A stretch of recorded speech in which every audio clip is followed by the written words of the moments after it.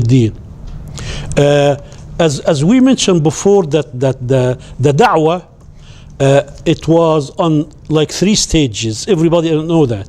The first stage is what we call the Mecca stage, which lasted for about 13 years. But the da'wah in Mecca was also in 3 stages. The first one, which was we call the secret da'wah, where the Prophet ﷺ, he just used to invite people by invitation. And nobody knows anything about it. Of course, some people knew about it, but nobody worried about it, because the Prophet ﷺ did not really mock or was openly against their deen and the stuff like this. So the first one was the secret one, which it lasted about 3 years. And the second one, which we talked about in details, is the second one, which is the open period. Okay? And this started at the beginning of the 4th year of the revelation. And what we said last time is, after the year of sorrow, the year of huzn, that the da'wah was really frozen in place. Everybody was afraid to become Muslim, because you'll be persecuted. And the Prophet ﷺ, we also mentioned this last week, that the Prophet ﷺ called it the year of sorrow, not just because he lost his wife and his uncle, but because Islam was stagnating and it was not going any place. And the Prophet ﷺ, if you read in the Quran all the time, the Prophet ﷺ was very eager to have people to come to Islam, not for anything, because he is rahmah, he is mercy, and he wants to save people from the hellfire. And Allah subhanahu wa ta'ala, if you remember in Surah Al-Kahf, Allah subhanahu wa ta'ala told him, فَلَعَلَّكَ بَاخِعٌ نَفْسَكَ أَلَّا يَكُونُ مُؤْمِنِينَ, that you actually hurting yourself because you worry too much about the people to become mu'min. So the Prophet ﷺ was very, very upset, was very, I'm not going to use the word depressed, because he never was, but he was under tremendous pressure that for a whole year Islam was stagnating, was not going anywhere. So the Prophet ﷺ thought about, maybe if there is another avenue. His uncles, they used to live in a place called the Taif. The Taif is north of Medina, which is almost like 60 miles away from Medina. So the Prophet ﷺ left Mecca without telling anybody. All he took with him is Zayd ibn Haritha, which is his servant. And he walked, the Prophet ﷺ and Zayd, they walked 60 miles going to Taif. He was hoping that he has relatives there, and maybe these people will accept Islam, and this will be a new gate and new avenue for Islam. So this happened in the month of Shawwal, in the 10th year of the revelation. It was at that time, this is the lowest point in the Islamic history, most depressing point, very moving, emotional incident. The Prophet ﷺ was in very, very bad shape, just trying to see if there is any way for Islam to be accepted. So he walked for 60 miles, no transportation, very, very little food. Yes.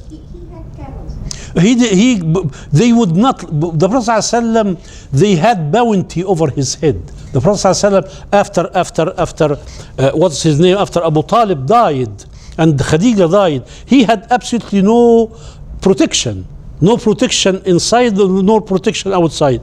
So the Prophet ﷺ, at night, he escaped. He cannot even take a ride or a camel or a horse or something like that. So he walked for 60 miles. But across the road, when he was going there is always tribes living in the desert. The Prophet ﷺ spent lots of time. Every time he passed by a tribe or a clan or a group of people, he would stay with them, talk to them about Islam, asking them to embrace Islam. None of these tribes accept Islam. And the reason they don't accept Islam, because they do not want to upset Quraysh. Because Quraysh was rejecting Muhammad sallallahu alaihi wasallam, and everybody who would accept Islam, that is, you're starting war with Quraysh. So people did not. So the Prophet sallallahu alaihi wasallam, so like I told you, he invited every tribe on the way, and none of them accepted Islam. So that the trip at the beginning, it seems like very depressing, emotionally really, really bad. The Prophet ﷺ just hoping for any light, at the end of the tunnel. So he went to Taif, and in the Taif there was 3 leaders. In that, there was like clans. So 3 clans. So one of them is called Abd Yalil, and the second one Mas'ud, and the third one is Habib. The names does not really mean anything, but he talked to the elite, the top 3 people in the Taif. The first one, it was very hostile atmosphere. The first one, Prophet ﷺ went to him and he invited him to Islam. He talked to him about Islam, and the guy let the Prophet ﷺ talk in details, and then his response was, if you the Prophet, I might as well destroy the Kaaba. Allah subhanahu wa ta'ala did not find anybody better than you to send. So he's mocking the Prophet ﷺ. So if you really are a prophet, you really should go destroy the Kaaba, which means that he does not like what Allah subhanahu wa ta'ala has chosen. The second one, he said, has Allah found no one better than you to send? Okay, and these are his relatives and entrust with his message. So this is the second one, which was again mocking the Prophet ﷺ. The third one was slightly little bit better.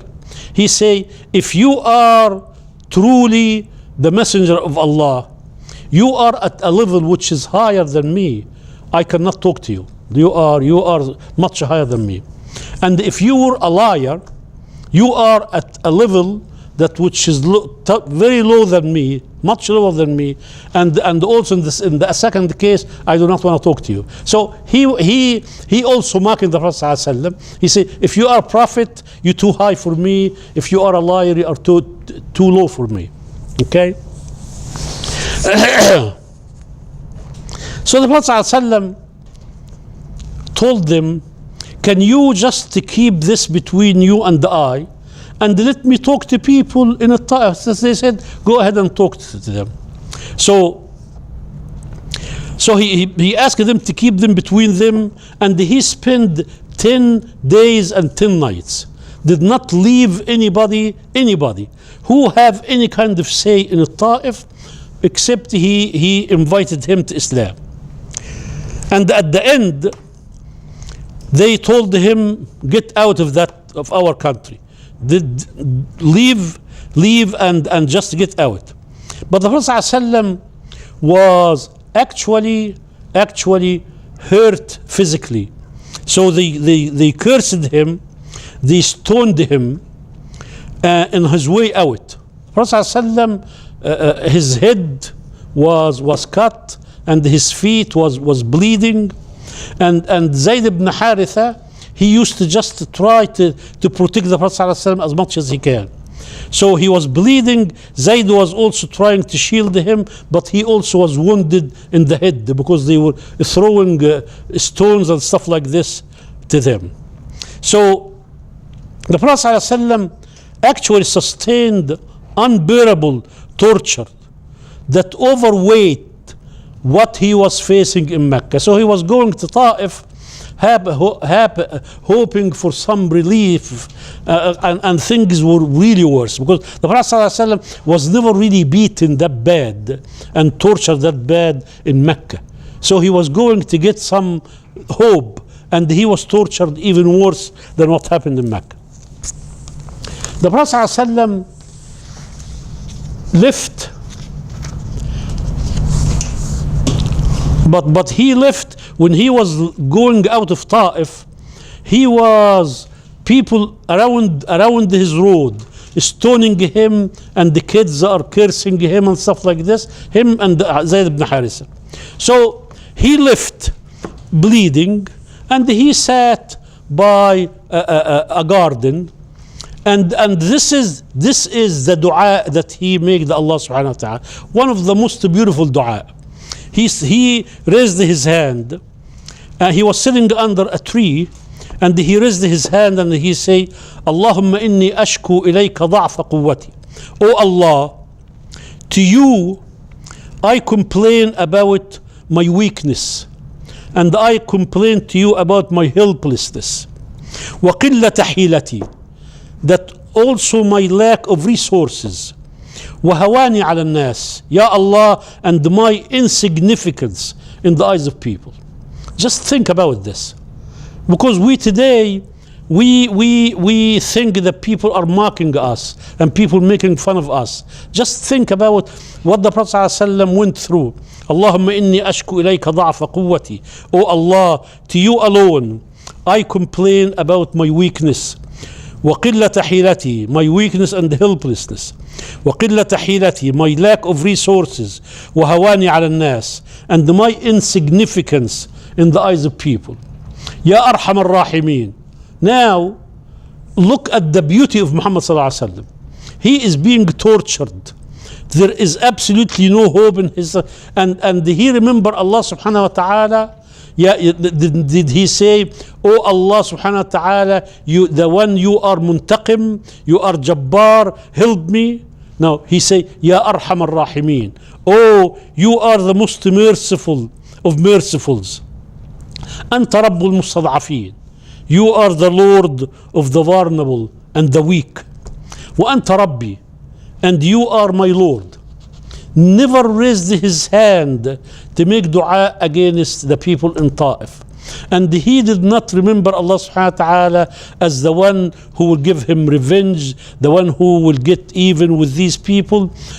Addressing Allah subhanahu wa ta'ala with one of the most beautiful attributes of Allah subhanahu wa ta'ala. And in this bad situation, he still feel the mercy of Allah subhanahu wa ta'ala. وأنت أرحم الراحمين. يا أرحم الراحمين. أنت ربي ورب المستضعفين. وأنت ربي, you are the merciful of all the most merciful, all the merciful. You are the Lord of the weak and the vulnerable. وأنت ربي, and you are my Lord. يا رب إلى من تكلني, to whom you hand me over. إلى بعيد يتهجمني, to a stranger who would treat me harshly. أم إلى عدو ملكته أمري, or to an enemy of mine who had control over me. And now he's referring to Mecca, okay, that Allah subhanahu wa ta'ala have the Meccan have control over Muhammad sallallahu alaihi wasallam. إن لم يكن بك علي غضب فلا أبالي. This is the most significant thing in this dua. He say, Ya Allah, I am in bad shape. Who you are leaving me to? But look at this. He say, Ya Rabb, إن لم يكن بك غضب علي فلا أبالي. But if you are not angry with me, if what I am facing is not an indication that you are disappointed with me, I really do not care. If as long as you're not disappointed with me, there is nothing for me to worry about. When in the slang, I really do not care. You can even increase me in that punishment as long as this is not a sign of your displeasure with me. ولكن عافيتك هي أوسع لي. He did not ask Allah subhanahu wa ta'ala to increase him in hardship. He say, if the hardship is not a sign that of your displeasure, I really do not care. But Ya Allah, ولكن عافيتك هي أوسع لي. But Ya Allah, I am hoping for your ease. Make it easy a little bit for me. Mercy is easier for me to bear. So he did not ask Allah subhanahu wa ta'ala to increase him in hardship. He's asking Allah subhanahu wa ta'ala that it is okay with me as long as you're not disappointed with me, but if you make things easy for me, that would be much easier. أعوذ بنور وجهك. I seek refuge in the light of your face. الذي أشرقت له الظلمات. That light that has enlightened and illuminating the darkness of the universe. Looking at Allah subhanahu wa ta'ala, he only see rahmah and see beauty in the face of Allah subhanahu wa ta'ala. وصلح عليه أمر الدنيا والآخرة. So I seek refuge in the light of your face that has enlightened, illuminating the darkness of the world. وصلح عليه أمر الدنيا والآخرة. The light of your face, that which control and perfected all affairs in this world.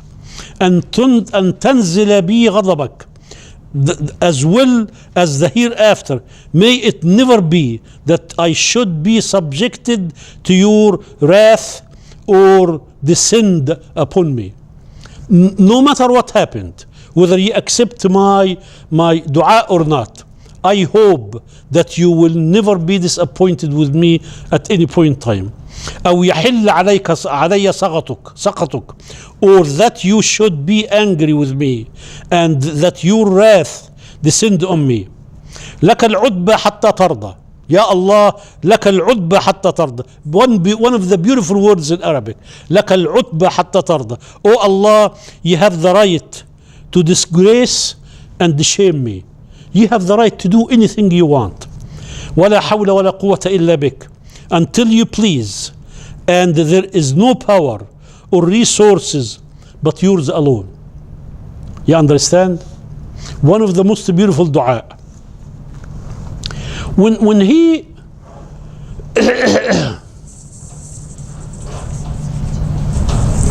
this was always the case of Prophet sallallahu alaihi wasallam, and this is the case of the mu'min. When we, yes. After this was Surah Jinn. Did that come? We're gonna come to this, inshallah Rabbil Alameen. So this was his way of handling things, and this is the way of all prophets, and this is the way of all the righteous people. When you are facing calamities, when you are facing hardship, you know, in the Egyptian movies when we were young, if you're facing hardship, you see the people going to the bar. Yeah. And I'm very sure in the Indian movies and stuff like this, people go to the bar. Huh? But here, this is the Prophet ﷺ is show. They go to the bar? Huh? Yeah. In Egyptian movies, Absolutely. Indian movies. Yeah. All the movies. All the movies. Whatever happens, they get disappointed, they go to the bar. So the Prophet ﷺ, when he is facing with hardship, problem, sickness, return to Allah subhanahu wa ta'ala. And this is what we need to learn from the seerah. To return to Allah subhanahu wa ta'ala.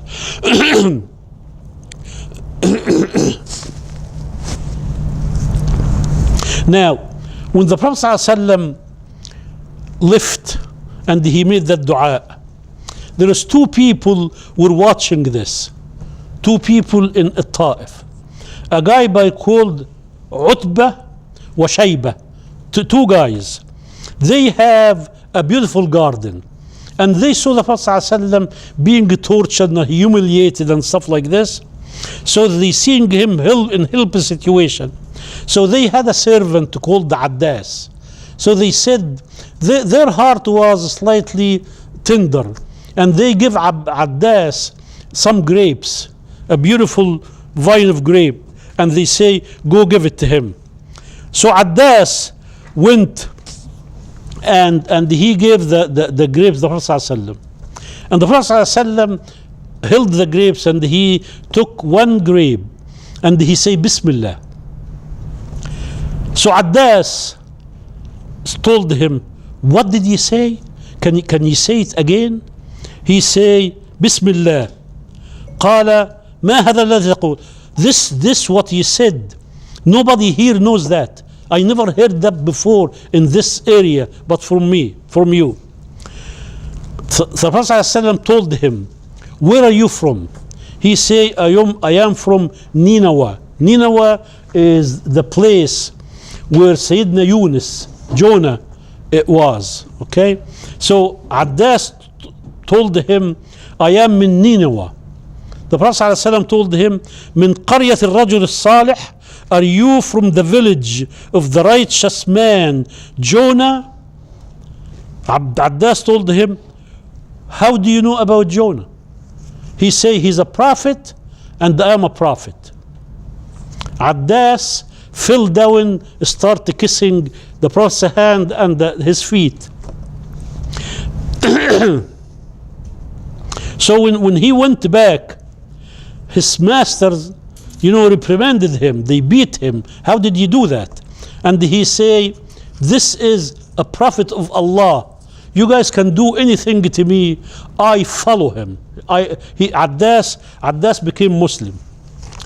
The Prophet ﷺ, after this, he say, I raised my face. I found a cloud that covered me. I looked at it. I found Jibreel alayhi salam in there. And Jibreel alayhi salam addressed the Prophet ﷺ. He say, Allah subhanahu wa ta'ala, he listened to your dua. And he said, he listened to what you say to these people and their answer. And Allah subhanahu wa ta'ala is sending me with the angel of the mountain. And Allah subhanahu wa ta'ala told him to listen to you. If you want me, because Taif is between two huge mountains. He say, if you order me to crumble both, mountains over their head, I will do it. The Prophet ﷺ, everybody knows this, he say, I would rather, بل أرجو أن يخرج الله من أصلابهم من يعبد الله وحده لا يشرك به شيئا. But I would rather have someone from their loins who will worship Allah subhanahu wa ta'ala and not associate anybody with him. This is, and the ulama say, this is indicative of our Prophet matchless character and magnificent manner. And the ulama say the real miracle is not for sending the angel of the mountains. The real miracle is for the answer of Muhammad sallallahu alaihi wasallam. And today when you think about the Taif, is all of them are Muslims. Okay, now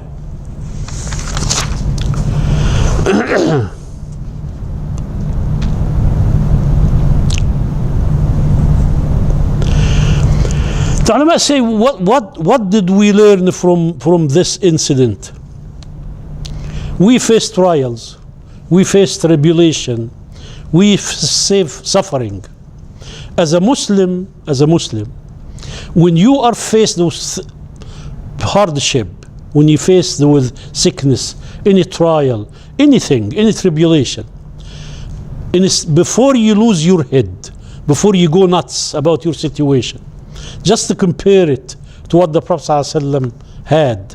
And he had no complaint about Allah subhanahu wa ta'ala.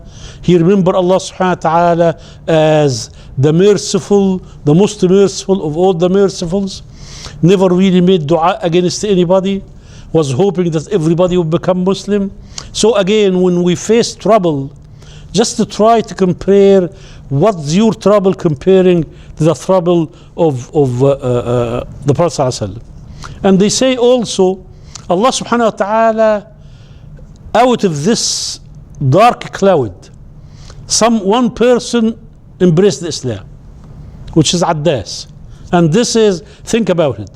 The Prophet ﷺ, he say, لَإِنْ يَهْدِي بِكَ اللَّهُ رَجُلًا, if Allah subhanahu wa ta'ala will give guidance to somebody because of your effort, this is better for you than this entire world. So the Prophet ﷺ did not go out of Taif without anything. Okay? And the ulama say also, one of the things that the wisdom of Allah subhanahu wa ta'ala in this incident, the Prophet ﷺ was not only sent to us to teach us Tawheed, or teach us al-ibadat, or teach us what is halal and haram, but he was also sent to us to teach us patience. And this is something that people overlook, the tremendous suffering that he went through. So he's not just teaching us to worship Allah subhanahu wa ta'ala, because we can worship Allah subhanahu wa ta'ala, but we have no patience. So this is one of the things. Now, when the Prophet ﷺ came back to Mecca, he could not enter Mecca. He was barred from entering Mecca. Okay? So the Prophet ﷺ, but before he went to Mecca, that on his way back, that's what the lady is asking, when he on his way back, that the Prophet ﷺ, again, he's walking again another 60 miles. So at night, no food, nothing on his feet, no transportation, no nothing. And he is standing up at night in the desert praying, doing tahajjud. Allah subhanahu wa ta'ala sent to him a group of jinn that were listening to his recitation. And Allah subhanahu wa ta'ala said, وَإِذْ صَرَفْنَا إِلَيْكَ نَفَرًا مِنَ الْجِنِّ يَسْتَمِعُونَ الْقُرْآنَ. This is in Surah Al-Ahqaf, and also in Surah Al-Jinn that we are talking about now. قُلْ أُوحِيَ إِلَيَّ أَنَّهُ اسْتَمَعَ نَفَرٌ مِنَ الْجِنِّ فَقَالُوا إِنَّا سَمِعْنَا قُرْآنًا عَجَبًا. All the jinn that listened to him, which was a huge number, they embraced Islam immediately. So the Prophet ﷺ, when he came back, lots of jinn that the Meccan and the people rejected him, and the Meccan and the people who reject him, some of them worship the jinn, and the jinn themselves embraced Islam. So Allah subhanahu wa ta'ala, now when he went back to Mecca, he could not enter Mecca. So he was expelled from Mecca forever. So he asked for somebody appear for shelter. There is something in Arabia called al-Jawar. Al-Jawar means I will take you as a neighbor. I will protect you as my neighbor. This is called Jawar. So Muhammad ﷺ was barred from Mecca. If somebody in Quraysh would stand up and declare that Muhammad is under his protection, they will let him in. Okay? So there was a guy by the name Al-Mut'im ibn Adi. He was not a Muslim, but he respected the Prophet ﷺ, and he loved him, he loved his character. He knew, he had doubt even about his deen, but he was still kafir. So Al-Mut'im ibn Adi, he volunteered and responded to the Prophet's request for somebody to give him shelter. But Al-Mut'im ibn Adi, he knew how much Quraysh hated Muhammad sallallahu alaihi wasallam, and although they honor their word, but Al-Mut'im was not really very keen for that. He was not really 100% sure. So he asked all his tribe to carry their weapon and to come and welcome Muhammad sallallahu alaihi wasallam. So he was not just, Muhammad sallallahu alaihi wasallam did not enter Mecca just with Al-Mut'im. He entered Mecca with the whole tribe of Al-Mut'im, which they were carrying their swords. So it was some way that he just wanted to make sure that Muhammad sallallahu alaihi wasallam, nobody will come and kill him or something like that. So he volunteered, and the Prophet sallallahu alaihi wasallam, he asked his people to prepare themselves fully for war and fully armed, and then the Prophet ﷺ entered in Mecca, and he went directly to Al-Kaaba, where he prayed, and everybody from the Mut'im troop or they were protecting him, and he left for his house guarded by heavily armed guards. The Prophet ﷺ, just one thing, we're jumping here a little bit, but the Prophet ﷺ, when he entered Mecca, when he conquered Mecca, Al-Mut'im was dead by that time. So the Prophet ﷺ, he say, not enter Mecca. When in the Battle of Badr, the Prophet ﷺ captured almost like 70 people from Quraysh.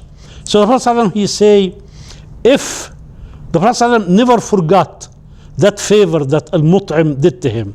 And he say, in the Battle of Badr, he declared publicly, he say, if Al-Mut'im was still alive and asked me to release all the captives of Quraysh, I would honor his request. Just to show you how honorable Muhammad sallallahu alaihi wasallam just does not forget the favor that the people ask for. Now,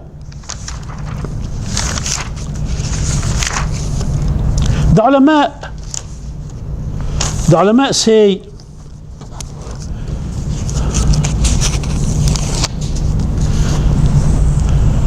what are the factors that inspire the Prophet ﷺ and all the companions to actually withstand and bear all the kind of punishment? You understand, in Arabic called awamil sabr wa thabat. What are the factors that inspiring them to be patient and perseverance? Go through all that torture, and they are standing firm. The first factor, these people were really true believers, okay? Unshakable belief in Allah subhanahu wa ta'ala. And I want you to think, when I say that, I really want you to think about the belief that you and I have, comparing their belief. Unshakable belief in Allah subhanahu wa ta'ala.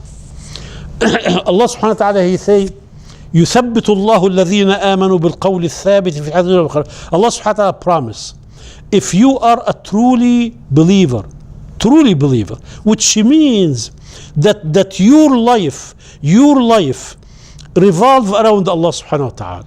Whatever Allah subhanahu wa ta'ala asks you to do, you do, no question, and whatever He carve for you, you accept.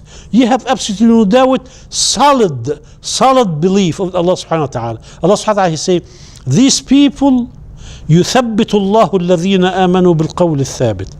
If you are a truly believer in me, I will strengthen your stand.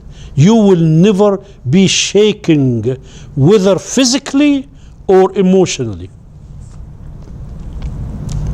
The second thing, that the Prophet ﷺ was a leadership, that a most beautiful leadership. People loved him when they tell him that بأبي أنت وأمي يا رسول الله. When they tell the Prophet ﷺ that Ya Rasulullah, if I have a choice between sacrificing you or sacrificing my own parents, I will give my own parents without a blink. And this was not a sweet talk. This was a true talk. So their belief in Allah subhanahu wa ta'ala, Allah subhanahu wa ta'ala strengthened their stand, but also the leadership, they loved him. The Prophet ﷺ never ever was in a bunker and letting people go fight or do whatever it would do. The Prophet ﷺ was always in the front, even in their traveling, if there is something, a job that needs to be done, he will divide that job between them and he will do his part. And when they told him, Ya Rasulullah, nakfik, we will do it, you don't have to do it. He say, Allah subhanahu wa ta'ala does not like anybody who give himself a situation or a position that different from his peers. You understand this? You know, when they were going in one of the battles, so there was three people, Zayd and Sayyidina Ali and the Prophet ﷺ. They shared one camel, and the Prophet ﷺ say, we're going to take turns. So they say, Ya Rasulullah, no, we will walk, you ride all the time. And his response was, you're not stronger than me.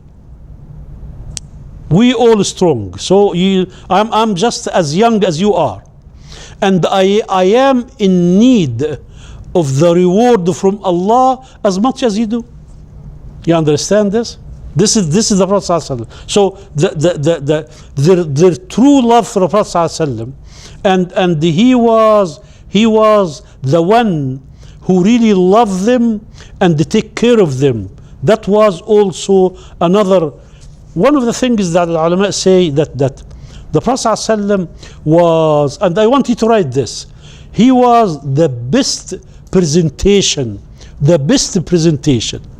of the attributes, the attributes of beauty that Allah subhanahu wa ta'ala has.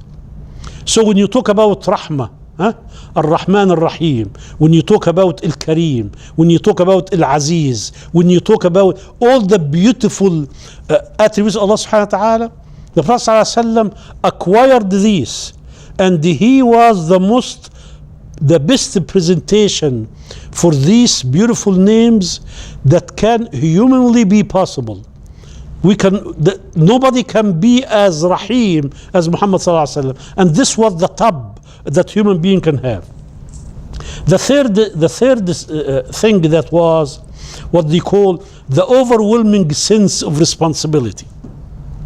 They knew that Allah subhanahu wa ta'ala put on their shoulder something that will save humanity. So they were not only worrying about their own future. To them, if this da'wah fails, the whole humanity fails. So their feeling, their overwhelming sense of responsibility, awareness of the daunting responsibility that Allah subhanahu wa ta'ala put on their shoulder, knowing the horrible impact humanity would suffer if this deen does not prevail. The fourth factor was their unwavering belief in the truth of the hereafter. And when you really, the hereafter is always in front of your eyes. Whatever happens in this dunya, it is absolutely negligent, because your eyes is focused on something far more better than this dunya. And also, one of the things that the ulama say, but I wanna take just a few minutes talking about this. They experience the revelation in action. You understand? And this was a tremendous push. When you are there and you see Jibreel coming down, talking to the Prophet, when the Muslims are faced with something and Allah subhanahu wa ta'ala will reveal the Quran, this sense of the connection with Allah subhanahu wa ta'ala was giving them a tremendous push. I want to give you one example. In the Battle of Badr, the Prophet ﷺ told the people, encouraged them, he say, if you kill one of the kafir, you can take all his belongings. So people, one of the companions killed one of the kafir, and he brought all the stuff to the Prophet ﷺ. The Prophet ﷺ told him, leave it here and go continue. He started arguing with the Prophet ﷺ. He said, Ya Rasulullah, you told us so and so and so. But the Prophet ﷺ told him, leave it 3 times. So he left. The Prophet ﷺ called him again. And I want you to think about this. When he called him again, he sat down. He could not walk. And they told him what happened. He say, I thought that Allah revealed something talking about me, because I just disappointed the Prophet ﷺ, so my legs could not carry me. You understand this? That feeling, that the constant watch of Allah subhanahu wa ta'ala over them, and when they facing something they cannot solve it, Allah subhanahu wa ta'ala will reveal the Quran.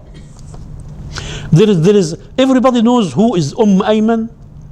Ayman is the one that actually after his mother died, she was the one who actually raised him and taking care of him.